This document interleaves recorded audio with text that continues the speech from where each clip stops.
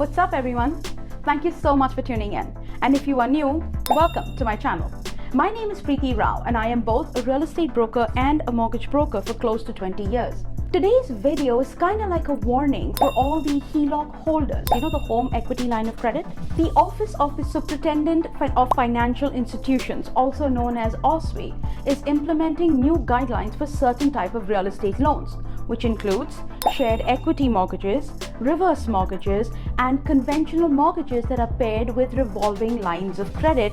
As you know it, it's called a HELOC. Today, I am going to only focus on the changes that are going to be introduced in 2023 for the HELOC program.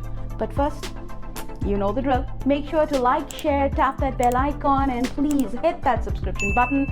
It gets me motivated to keep you up to date with everything real estate.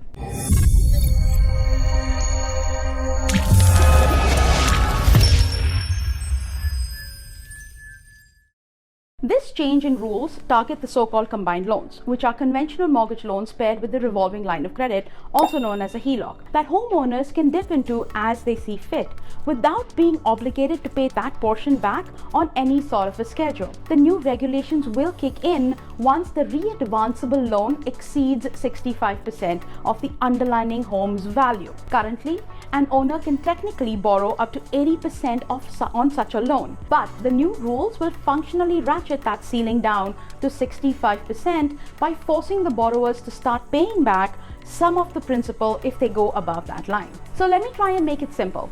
If you have a combined loan, a mortgage and an attached line of credit, you can start to pay your mortgage down. You then get access to the line of credit portion. So if you went to a bank and applied for what is known as a step mortgage, a mortgage and a HELOC combined, you can get up to 80% of the value of your home, out of which, depending on your application, 65% would be the mortgage, 15% would be the HELOC portion. Or if there is a lot of equity in the house, then 15% would be the mortgage, the remaining 65% would be the HELOC portion. Now remember, this percentage between the mortgage portion and the HELOC portion varies depending on your application, the equity in your home, your financial and credit situation. So it's not the same for everyone. But for this video, let's say 15% of the loan is a mortgage and the remaining 65% is a HELOC, making the total loan to value 80%. Now, with the new rules, you will no longer automatically be able to re-access equity from your property until you've paid down at least 35% of the value of your home. And you only have 65% of that value remaining in form of a mortgage. Once you get to that 65% threshold, then you'll be able to again have a re-advanceable line of credit the same way you did before, where you pay down your principal and as and when you pay it down, you'll have money available to you in the line of credit. But what about the people whose mortgages and HELOCs are up for renewal? Any re-advanceable mortgage that is up for renewal will have to renew into the new guidelines. So in other words, if you are not at that 65% loan to value threshold, you will have to start paying down your mortgage until such a time that you hit that 65% loan to value. And only then you can start re-accessing the equity again. Now you'll still be able to refinance your mortgage up to 80% loan to value. However, for anything that is touching 80%, you will have to pay down the principal every single month like a regular mortgage. So the next question is, why did this rule come into place? You see, people were using the funds in their HELOC either to buy a second property or pay off their debts, which is a prudent thing to do. But OSFI has observed that a lot of people tend to use these funds for day-to-day expenses, basically using the HELOC as a bank to withdraw funds to cover their everyday costs. And because the payments are interest only, they really do not feel the pinch. People who have lines of credit are not paying them down. They are only paying the interest portion. And it has also become a little bit worrisome as people are starting to feel the pinch of inflation and turning to their home equity line of credit in order to support their living costs, which is not something that you want to do as a borrower. It can put you in a seriously difficult financial situation. Now, I have said this before in many videos. Life happens, and when life throws you a curveball, man, it really does. And I'm personally guilty too of dipping into my lines of credits in the past. But that money is not free. Yes, you keep paying interest on it, but you are responsible to pay back that principal. With this new rule, that HELOC may be converted into a mortgage to cater to the 65% loan to value balance. But that's not the only issue. The fear looming over our heads is that people have gone and overextended themselves. I mean, look at where we are today.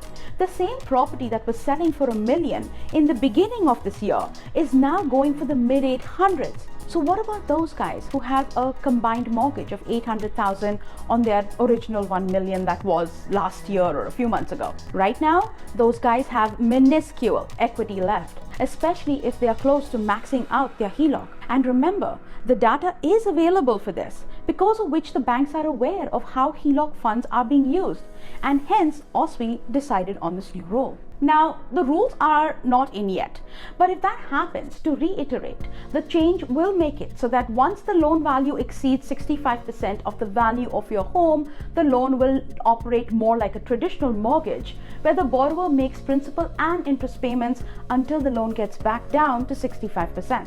The new rules won't be enforced until late of 2023, but OSFI says that as things stand, data from Bank of Canada suggests there's $200 billion worth of HELOC there that is currently outside the 65% threshold. That's out of $1.8 trillion of total housing debt. Numbers that you and I cannot fathom. Now, OSFI has also said that consumers will not see an increase in their monthly payment requirements as a result of this change, and the change will not impact new home buyers, which kind of does not add up, especially since OSFI has made it very clear that they are not going to grandfather the existing HELOCs. So all mortgages and HELOCs coming up for renewal will fall under the new guidelines. Now, those guys are used to paying an interest payment of 2.2 or maybe a 1.9%. Can you imagine the rude awakening when they will now be told your new interest rate is 4.5% on your mortgage and 5.2% on their HELOC? What if you don't qualify for the HELOC anymore because you don't have the loan to value left in your home? It will be a straight mortgage. People survive on these HELOCs.